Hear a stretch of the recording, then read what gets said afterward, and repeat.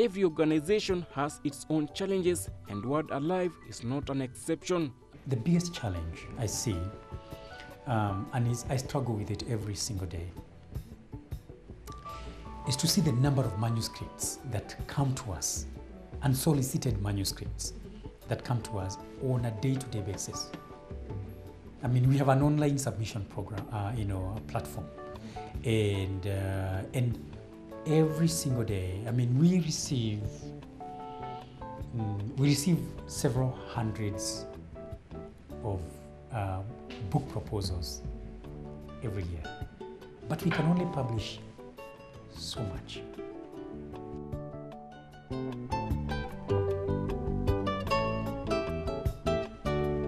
The second challenge is in a continent where we are not in educational publishing. You see, they say the bread and butter of African publishing is educational publishing.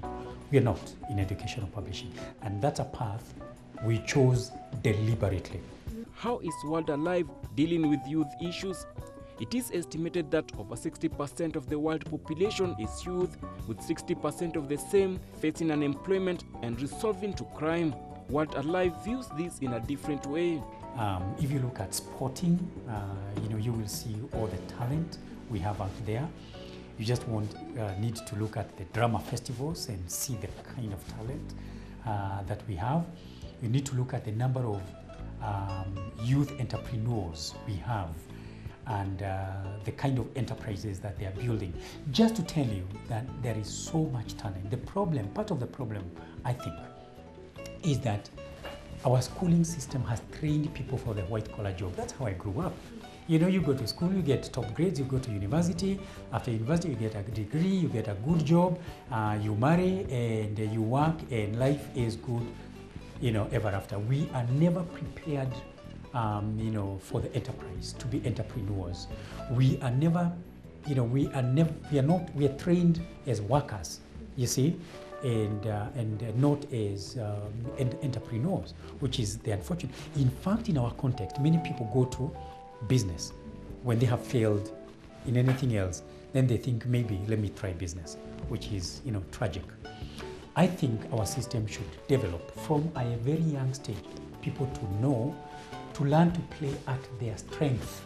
The company is looking to expand further and satisfy the ever-growing demand of scripture books, both in Kenya and East Africa in general, and right now it has offices in Uganda, Dar es Salaam, and Kigali, Rwanda. We have to do a lot of marketing, and our marketing is again very targeted. We use what you call a multi-pronged approach to marketing.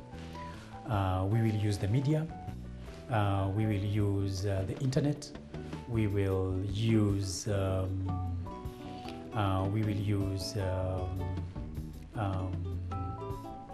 promotional materials like branded items, posters, bookmarks, pens, and all that, and we will have events like book fairs.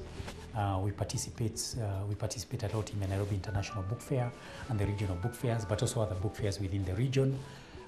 We've participated in the Cape Town Book Fair. We go to overseas events.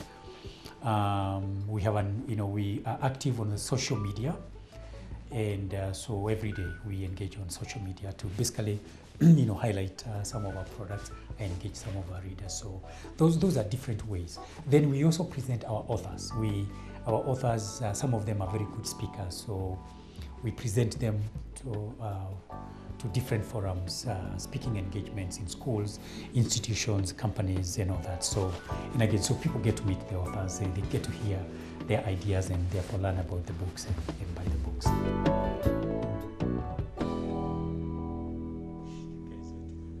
Yes, and welcome back to Zoom in Africa. Monday, you know the drill. This is Meet the CEO segment, and today on set we have Mr. Waweru, who will be telling us all about publishing. So if you are an author wannabe, a publisher wannabe, a CEO wannabe, ask any kind of question to the Wonderful 4 is our SMS line. And actually we have Agnes saying, hi, please give us Mr. Waweru's phone number. I want to know more about Word Alive. Yes, Justus Masharia, who is our director for today, is doing all he can to ensure that the numbers are actually scrolling down your screen right here. Okay, and you know, I don't know why she left out readers. Yeah, I don't know whether it was on purpose or on default. But there before I had asked you a question that I would want you to answer before we move on.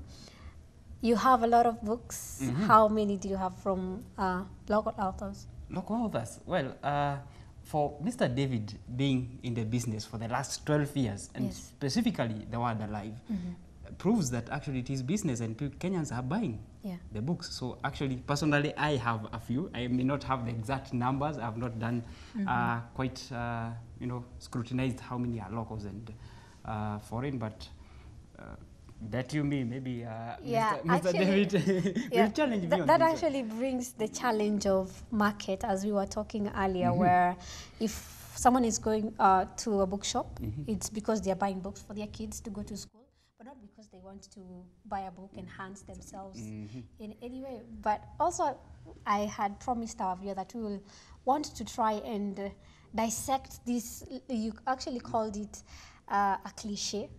It's maybe a myth. It's something that people believe, but maybe it's not there. That we don't like reading. Is it the same in Kenya? And does it contribute in any way to our writers and authors not wanting to actually to concentrate so much on trade publishing? Well, I don't think so. We are not in short supply of authors. And I can attest that as a publisher. Because one of my greatest tensions is the number of manuscripts that come to us on a day-to-day basis throughout the year. It's a constant flow of people knocking our doors, submitting either online through our online submission, or calling on phone, or writing emails, and or making phone calls, trying to find out how can we get published. So, and we can never cope with the kind of numbers that come to us. That's very, very unfortunate. And the other unfortunate thing is that there are very few trade publishers, you know, in existence. Most publishers, as I said, are in educational publishing. So the outlet for expression for our authors is very, very, very limited. Now, as to what cost what, is it that because there is lack of leadership, that's why there is, you know, less presence of local books? Personally, when I look at it, there are certain challenges facing us that, you know, are a barrier to reading. Number one, when you look at the poverty levels in this country, you know, there's a huge percentage of Kenyans who can't even afford a meal a day. Now, and if you put that number at, say, 40% or more than 40%, how would you be expecting them to have disposable income to buy a book, except what they must buy, which would be a textbook? So that's number one. Number two is, when you look at the workload our school system places on our kids, you will see standard 1 kids, even nursery school kids, carrying very heavy bags of school books to school. They come back with homework, which they do until they drop to sleep. They have homework for the weekend. When they close school, they have homework. And so it's very different from the way how I grew up, because we grew up, we spending most of our time in school playing, and sometimes part of it learning. And during our playtime, that's how we read lots of books. I would read a book a day, you know, during my holidays, because there was nothing like homework. I mean, things like that.